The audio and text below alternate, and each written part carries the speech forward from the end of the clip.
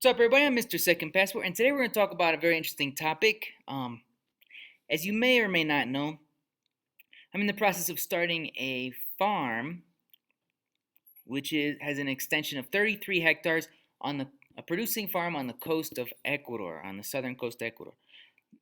And one of the crops we are considering, we're right now, we have already acquired the land. We are um, fixing up the gate of the property, the access, the fortifying the boundaries, fixing up the fence which had been fallen. Some basic stuff right now, and we're also researching what to plant.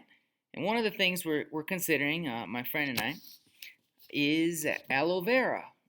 It's a very interesting crop that, as you may have noticed, is certainly on the uptick worldwide as far as consumption goes. It's hard to find a convenience store these days without one of those drinks with aloe vera in it.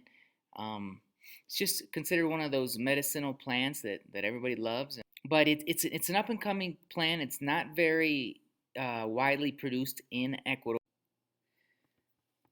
Actually, the first aloe vera plantation commercial uh, on a commercial scale in Ecuador was in the town of Colonche on the southern coast of Ecuador on the San Elena Peninsula, near the town of Monteverde, but kind of inland a little bit. As you may know, if you know the area, it's a very dry area, coastal, you know, coastal lowlands of Ecuador, very dry area. But it does rain 2-3 months a year, from January to April.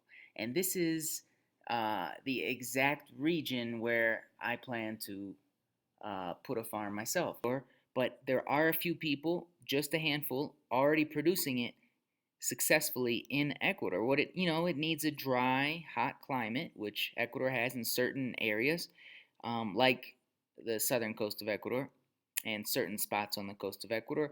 And like where I just spoke to an expert who's producing it already, who has a hectare of aloe vera here in a very dry um, valley, kind of close to Quito. Dry, hot valley. It has its own little microclimate, which makes it great for aloe vera.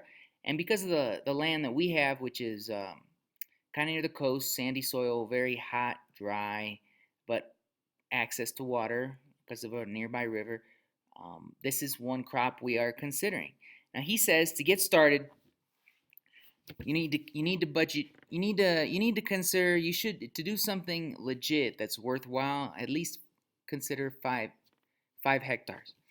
Okay. Now if we plant 5 hectares of aloe vera, the first thing we have to invest in is about a $3,000 per hectare cost of irrigation.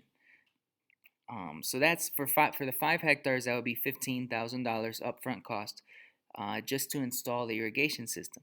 It's about 10 cents per plant, and about 15,000 plants per hectare. So, you know, that's another cost as well.